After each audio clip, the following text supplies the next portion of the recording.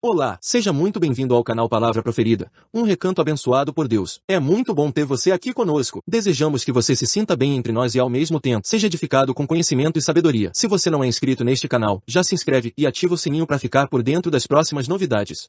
E não esquece de deixar o seu like para nos motivar a continuar te servindo com excelência. Deus abençoe você e sua família. Tenha uma boa leitura. Esmurrando o corpo. 1 Coríntios 9, 23 a 27, 2 Coríntios 11, 27, 1 Coríntios 4, 11 a 13 e Romanos 8, 11. Paulo, escrevendo aos Coríntios disse, tudo faço por causa do Evangelho, com o fim de me tornar cooperador com ele. Não sabeis vós, que os que correm no estádio, todos, na verdade, correm, mas um só leva o prêmio. Correi de tal maneira que o alcanceis. Todo atleta em tudo se domina, aqueles para alcançar uma coroa corruptível, nós, porém, a incorruptível. Assim corro também eu, não sem meta, assim luto, não como desferindo golpes no ar. Mas esmurro meu corpo, e o reduzo à escravidão, para que, tendo pregado a outros, não venha eu mesmo a ser desqualificado. 1 Coríntios 9, 23 a 27. No versículo 23, Paulo se apresenta como um servo de Deus, um pregador do Evangelho. Tudo faço por causa do Evangelho, diz ele, e tendo declarado que atitude voluntária adotou para consigo mesmo, com o fim de realizar o seu objetivo, isto é, mas esmurro o meu corpo e o reduzo à escravidão, ele nos relata como é que cumpre esta resolução de manter o domínio sobre seu corpo. Desejamos, antes de tudo, deixar claro que o autor da Epístola aos Coríntios não era um ascético. Ele não concorda com os que ensinam que o corpo é um estorvo do qual devemos nos desfazer, nem tampouco que ele seja fonte do mal. Pelo contrário, na mesma carta ele declara que o corpo do cristão é o templo do Espírito Santo, e que o dia virá, quando a redenção do nosso corpo será uma realidade e teremos corpos glorificados. Nenhum traço de asceticismo deve estragar a concepção cristã acerca do esmurrar o corpo. Repudiamos o pensamento de que o corpo é um embaraço para nós e que é a fonte do pecado, porém, na verdade reconhecemos que podemos pecar com o corpo, e que ainda continuaremos a fazê-lo, mesmo que venhamos a tratá-lo drasticamente. Neste 9º capítulo de 1 Coríntios, Paulo confronta os obreiros cristãos com o desafio de fazer do corpo um subservo de seus interesses, como servos de Cristo. É como um obreiro cristão, como um pregador do Evangelho que Paulo descobre o problema, e é pelos interesses do Evangelho que ele procura resolvê-lo. Aqui está sua solução: esmurro o meu corpo, e o reduzo à escravidão. O termo esmurrar não é um termo leve, não há qualquer sugestão de meias medidas no tratamento de Paulo para consigo. Agora, como Paulo esmurra seu corpo e adquire o domínio sobre o mesmo, ele explica claramente. Sendo este um assunto de suprema importância para todo obreiro cristão, vamos observar cuidadosamente o que ele tem a dizer sobre isto. Aplicando de uma maneira prática para os servos do Senhor, Paulo usa como ilustração uma corrida. Não sabeis vós, diz ele no versículo 24, que os que correm no estádio, todos, na verdade correm, mas um só leva o prêmio. Correi de tal maneira que o alcanceis. Paulo diz que nem todos que entram na corrida são ganhadores do prêmio e ele exorta seus leitores a correrem de tal maneira que o possam alcançar. Como isto pode ser feito? Ele explica no versículo 25, tirando sua analogia dos Jogos Olímpicos. Todo atleta em tudo se domina. Paulo enfatiza a necessidade da autodisciplina por parte de todo competidor.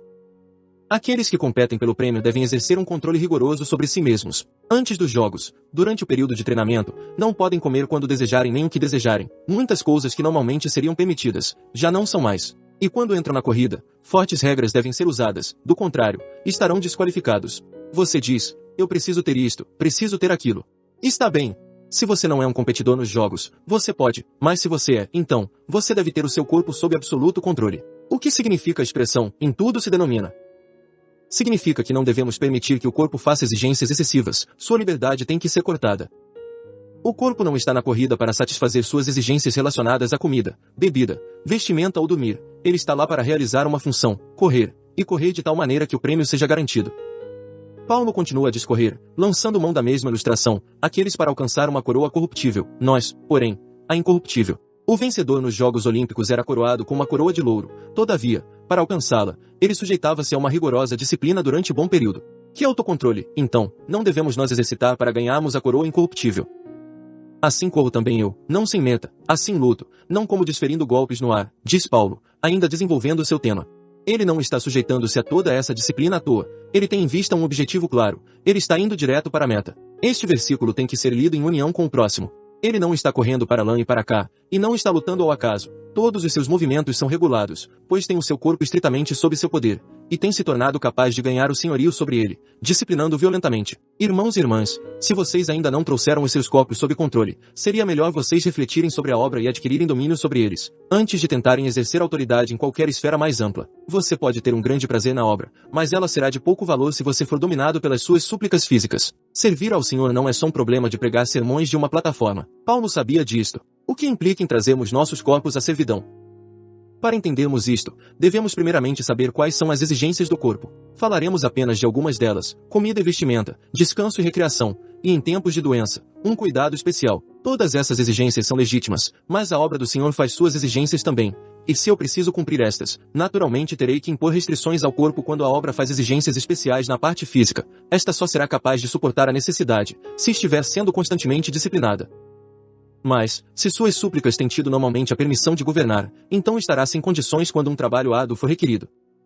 Se o corpo não tem aprendido, habitualmente, a servir seu mestre, quando este pedir que seus membros ponham seus esforços coordenados na corrida, os pés se recusarão a funcionar e os outros membros estarão muito ledos para obedecer a ordens. Se a corrida é para ser vencida, o atleta não ousa relaxar suas restrições sobre o corpo quando este está fora da corrida. Se na vida normal e cotidiana de um obreiro cristão, seu corpo nunca aprender a conhecer o seu mestre, como podemos esperar que ele responda às exigências extraordinárias que às vezes o obreiro terá que fazer sobre ele por causa da obra? Só se você firmar persistentemente a sua autoridade, é que ele irá eventualmente ceder a você o seu lugar. Se, na vida diária, ele tem adquirido o hábito de obedecer, você então pode contar com ele para lhe servir fielmente, sob circunstâncias de excepcional necessidade. Permita-me perguntar-lhe: você é o senhor de seu corpo, ou você é seu escravo? Ele se submete às suas ordens, ou você se entrega aos seus desejos? O seu corpo regularmente exige que você durma, e esta exigência é permitida. Deus dividiu o tempo em dia e noite, provendo ao homem uma oportunidade de descansar, e se o homem fizer pouco caso da provisão divina, ele não fará isto sem sofrer a pena. Por outro lado, se ele permite que o seu corpo governe e deixa que ele durma quando quer, que este se sinta inclinado a fazê-lo, ele se tornará mole e preguiçoso para trabalhar. Normalmente, é certo dar ao corpo 8 horas de descanso por dia. Porém, quando os interesses do Senhor o requerem, temos que reduzir as horas de sono, ou até deixar de dormir por 1 ou 2 noites. Aquela noite, no jardim do Getsemane, o Senhor tomou à parte 3 de seus discípulos e disse-lhes: a minha alma está profundamente triste até a morte, ficai aqui e vigiai. Mas quando voltou da oração, ele os achou dormindo, e disse a Pedro: Simão, tu dormes, não pudestes vigiar nem 1 hora? Não, eles não podiam vigiar com o nosso Senhor nem por 1 hora, a súplica pelo sono os venceu. O que está errado em querer dormir à noite? Nada. Mas, se o Senhor nos pede para vigiarmos com ele, nós obedecemos às súplicas de nosso corpo, ao invés de lhe obedecermos, teremos falhado como seus servos. Isto não quer dizer que podemos ficar eternamente sem dormir, pois somos seres humanos e não espíritos, mas isto, na realidade, significa que se queremos satisfazer a necessidade do Senhor, devemos manter constantemente o corpo sob controle, para que este se torne acostumado à fadiga. O que significa correr a corrida? Significa fazer alguma coisa excepcional. Normalmente, caminhamos gradativamente, dando um passo após o outro, mas na corrida temos que apressar o passo, portanto o corpo é chamado para exercer um esforço extra.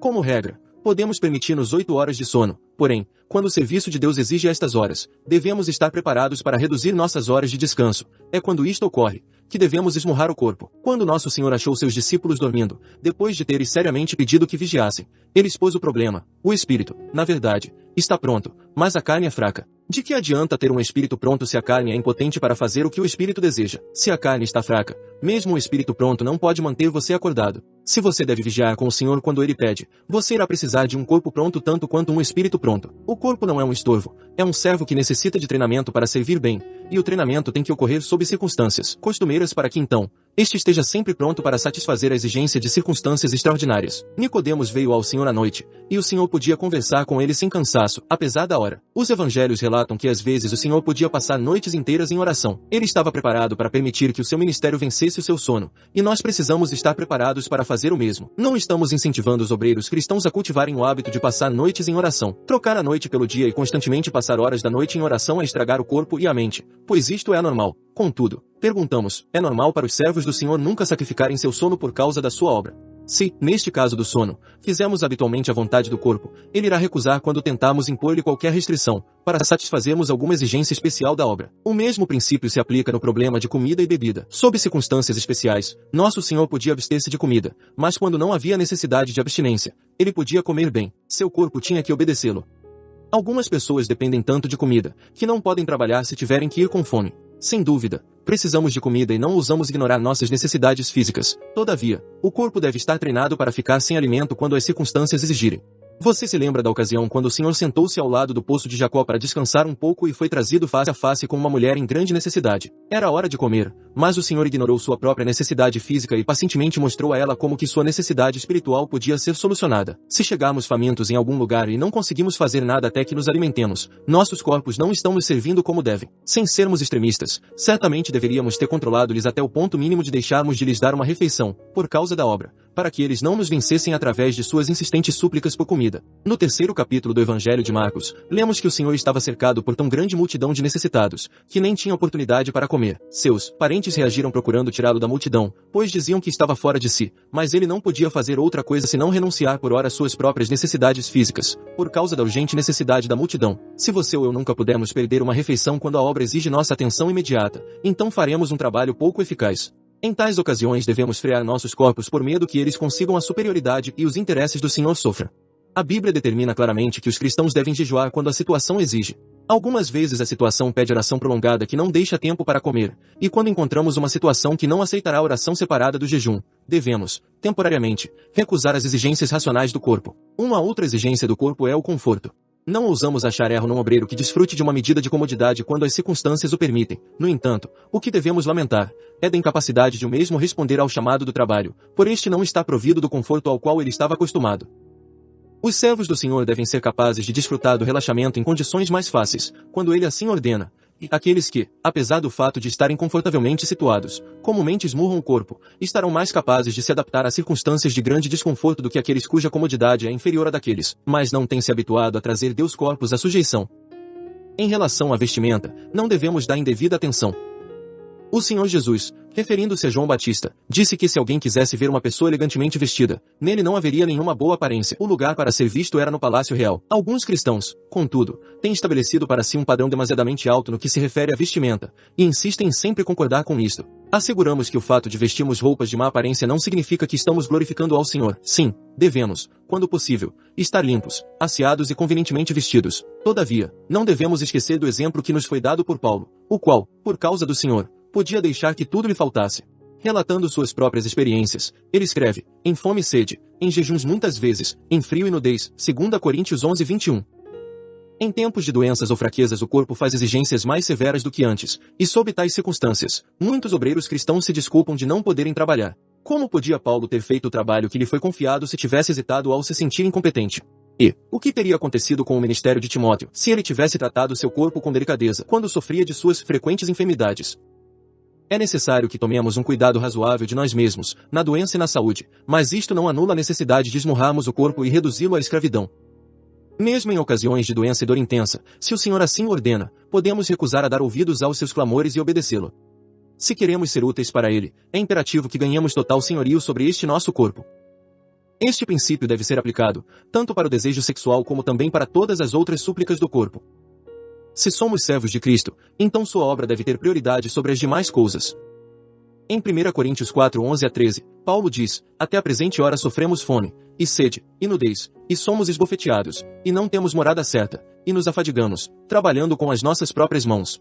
Quando somos injuriados, bendizemos, quando perseguidos, suportamos, quando caluniados, procuramos conciliação, até agora temos chegado a ser considerados lixo do mundo, escória de todos.